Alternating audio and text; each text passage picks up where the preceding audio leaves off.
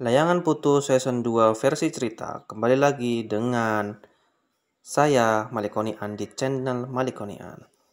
Selamat mendengarkan. Setelah sukses besar di season pertamanya, di season 1 dengan 10 episodenya, film dengan judul Layangan Putus itu telah membius jutaan penonton, utamanya para ibu-ibu. Bener kan bapak-bapak? Ibu-ibu emang gitu. Ya iyalah, mana ada orangnya yang mau diselingkuhin sama pasangan hidupnya toh. Di sini udah si Kinan tuh baik, cantik, sabar.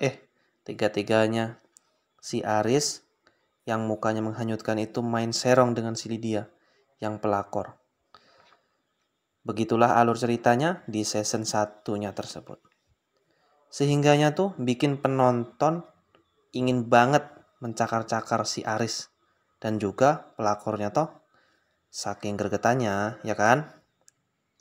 Gregetannya penonton lalu meledak-ledak setelah episode 10 Kinan menggugat cerai Aris dan diterima oleh hakim. Serta juga putusan hakim menyerahkan hak asuh Raya sepenuhnya ke Kinan. Nah kan, kerasanya tuh nanggung toh ibu-ibu dan para penonton semuanya. Masa endingnya gitu-gitu doang? Masa endingnya gitu-gitu aja? Nampaknya perlu ya kan? Perlu nampaknya alur ceritanya tuh yang makin gregetin lagi. Season 2. Di dalam season 2 ini para penonton maunya alur cerita tuh seperti apa di film Layangan Putus. Gimana kalau gini teman-teman? Alur cerita di season 2 dikisahkan setelah Kinan resmi cerai dengan si Aris, lalu Aris nikah dengan Lydia si pelakor. Dan hidup bahagialah mereka berdua, yakni si Aris dan si Lydia itu. Iya, bahagia versi mereka, padahal kan versi penonton bahagia di atas penderitaan Kinan. Sungguh tega, sungguh kejam. Betul apa betul, ibu-ibu?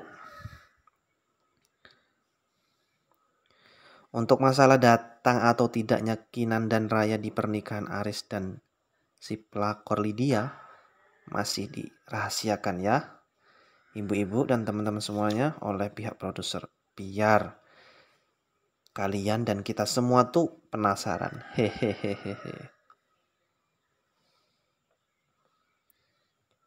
Yang pasti setelah Aris dan si pelakor Lydia menikah, si Kinan dan putri kesayangannya Raya harus pergi ke luar negeri. Kenapa ke luar negeri? Kenapa coba teman-teman? Kenapa coba penonton? Kok si Kinan dan Raya harus ke luar negeri? Tentu ini membuat para penonton bertanya-tanya, ya kan?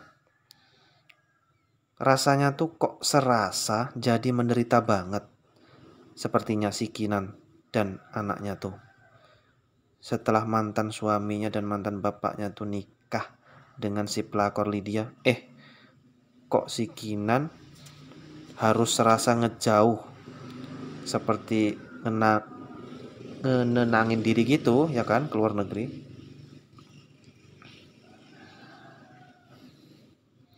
Bukan itu teman-teman, bukan itu para penonton. Alasannya kenapa si Kinan dan si Raya harus pergi ke luar negeri tuh. Si Kinan dan Raya ke luar negeri sebab Kinan dapat jackpot teman-teman. Yakni menjadi perwakilan se-Asia dapat beasiswa kuliah lanjutan kedokteran spesialis penyakit baru nan langka. Jadi deh, si Kinan dan putri tercintanya Raya harus pergi berangkat ke luar negeri teman-teman. Gitu ya teman-teman, para penonton. Dan keberangkatannya si Kinan serta Raya ke luar negeri itu ada dilemanya. Ada dilemanya. Sebab apa teman-teman? Dilemanya? Ada yang tahu nggak? yakni si Kinan dilamar si Andre. Si Andre itu Pak Dokter yang menangani saat Kinan akan melahirkan Raya itu loh. Di saat masa idahnya selesai, si Andre itu ngelamar si Kinan. Namun si Kinan belum bisa menjawabnya, sebab ia harus keluar negeri dulu. Walaupun kita tahu, ya kan penonton?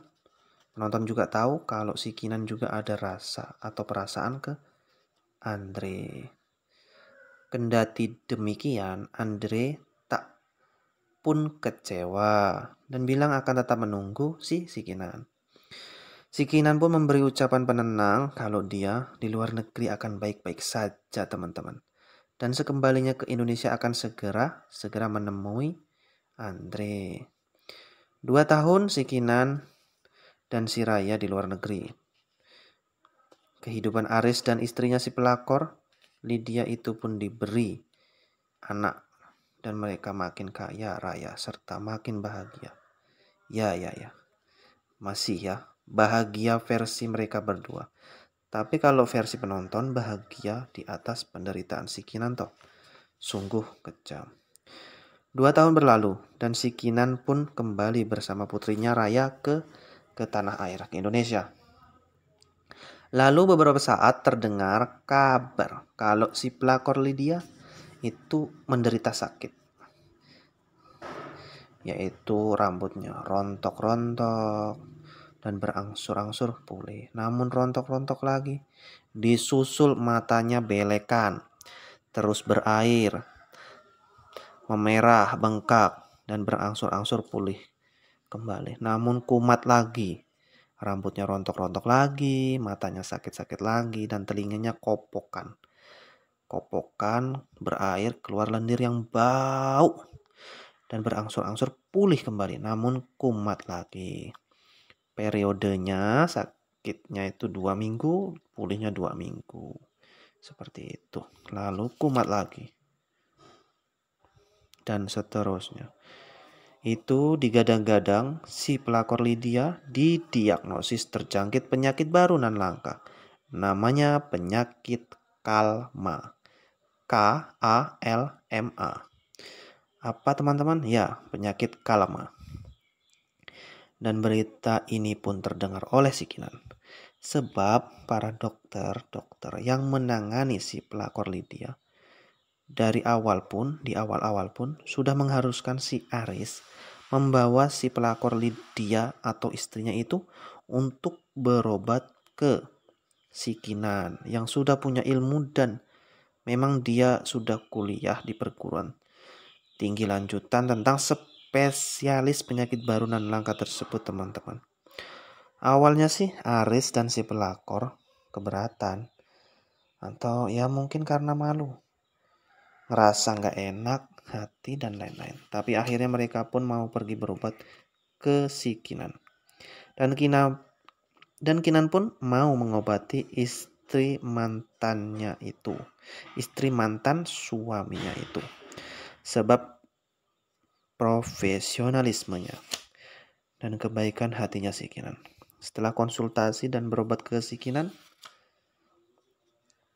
sakitnya si pelakor Lydia membaik, namun ya tetap kumat lagi. Rambutnya rontok-rontok, matanya belekan berair, telinganya kopokan, dan disusul hidungnya selalu keluar umbel kental hijau nan bau sekali. Periodenya sakit si pelakor, periodenya itu ya mendingan sih. Yang awalnya kumat 2 minggu itu sakit-sakitan, sembuh 2 minggu membaik. Nah kini menjadi kumatnya itu tetap 2 minggu. Penyakitannya itu kumat 2 minggu, tapi periode sembuhnya agak lama, yaitu 1 bulan. Namun tetap kumat-kumat terus, lagi dan lagi. Dan itu berjalan 1 tahun. Gitu terus teman-teman. Setelah setahun berjalan, lalu masih aja kumat-kumat. Ya, si pelakor Lydia itu kumat-kumat lagi, rambutnya tetap rontok-rontok lagi, matanya belekan berair, telinganya kopokan, hidungnya umbelan, lendir-lendir bau keluar dari hidungnya, lalu kulitnya pun mulai berair, menanahan, itu seperti kena minyak goreng itu, melentung-melentung gitu. Dan sembuh, kumat lagi, sembuh lagi, kumat lagi. Periodenya agak mending teman-teman. Sakitnya sebulan, sembuhnya sebulan. Dan itu berangsur-angsur atau berlangsung sampai 1 tahun lagi. Setelah 1 tahun, menambah lagi penyakitnya. Selain rambutnya yang rontok-rontok, matanya belekan berair, telinganya kopokan, hidungnya umbelan, kulitnya nanah-nanahan, dan tubuhnya pun makin kurus, kering. Yang dulunya itu bikin si Aris terpesona, kini pun Aris pun sedikit merasa ngeri. Tapi karena Aris cinta dengan si pelakor, sebab juga tidak ada pelakor-pelakor lain yang mengganggu hubungan si Aris dan si Lydia itu. Jadi Aris pun bertahan dengan si pelakor, walaupun si Lydia lagi sakit-sakitan. Kalau versi mereka sih ya setia gitu. Padahal kan kalau versi penonton itu ya dinikmatin aja, dirasain akibat dari perbuatan si Lydia dan si Aris tersebut. Penyakitnya kalma, KALMA. Itu bisa dikatakan itu adalah karma karena mereka telah menyakiti atau mengkhianati si Kinan.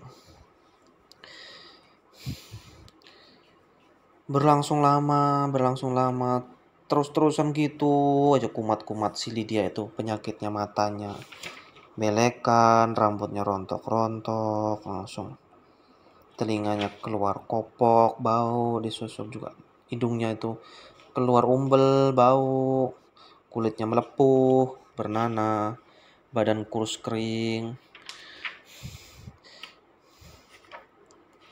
dan di lubang-lubang yang sensitifnya pun mengeluarkan lendir-lendir yang sangat bau, yang sangat menyengat.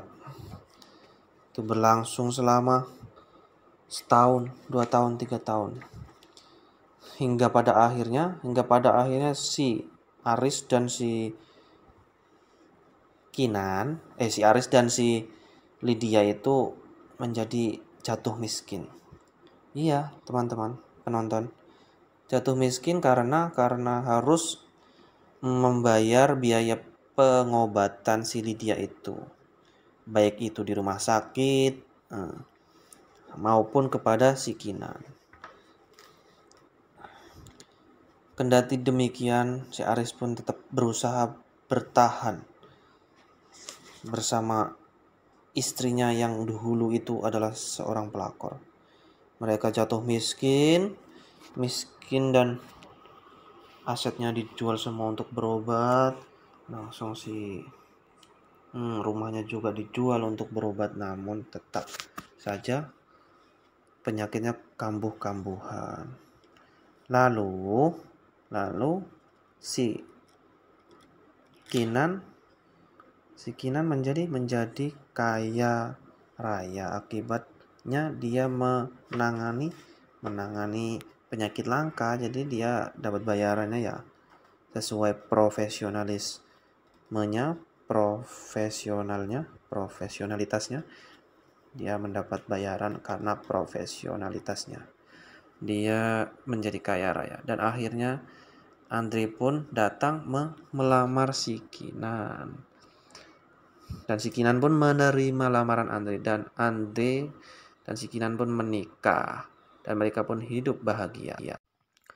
Andre dan Kinan hidup bahagia bersama anaknya Raya, sedangkan si Aris dan si pelakor Lydia hidup dalam kemiskinan dan sangat menderita. Penyakitnya si pelakor pun kumat-kumat terus. Mereka hidup menderita dalam kemiskinan, sedangkan Andre, Kinan, Raya bahagia. Sekian.